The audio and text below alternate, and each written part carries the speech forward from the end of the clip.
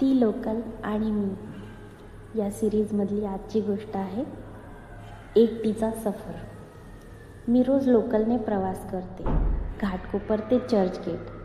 सकाळी 8:42ची fast local पकडते.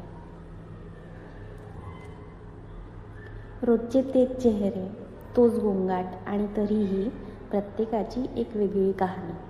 आज मी माझी गोष्ट सांगते.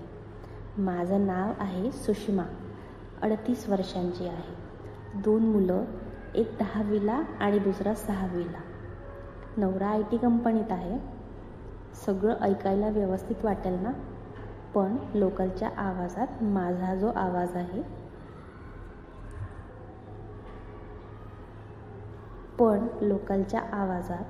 माझ्या मनाचा आवाज हरवून जातो. लोकलमध्ये बसून मी माझ्या विचारांच्या डब्यात जाते. मी पूर्वी शिक्षक होते. लग्न झालं, मुलं झाली, जबाबदाऱ्या वाढल्या आणि माझं शिक्षण, माझं स्वप्न कुठेतरी हरवलं. सुरुवातीला वाटलं ठीक आहे, घर चालवणं हेच खरं कर्तृत्व. पण हळूहळू जाणवायला लागलं मी हरवत चालले स्वतःला. एका दिवशी असंच ट्रेनमध्ये एक मुलगी भेटली. डोळ्यात चमक होती. MBA करत होती आणि त्याचवेळी पार्ट टाईम जॉब पण करत होती. मी तिला विचारलं, कसं जमतं गं तुला? ती हसून म्हणाली, आईनं शिकवलंय, काहीही अशक्य नाही.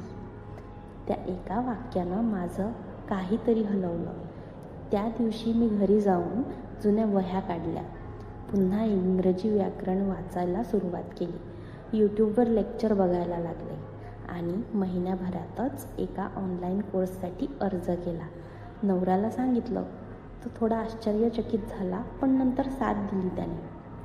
आज मी ट्रेनमध्ये जाते, पण हातात पुस्तक असतं. मेंदू विचार करतोय, स्वप्न बघतोय. हल्ली मी इतर महिलांनाही सांगते, स्वतःसाठी वेळ द्या, स्वतःसाठी वेळ काढा. ट्रेन जशी स्टेशनला पोहोचते, तसंच आयुष्यही एका टप्प्यावर पोहोचतं. पण ते पुढचं स्टेशन आपल्याला आपलंच ठरवावं लागतं. त्यामुळे कुठेच थांबू नका.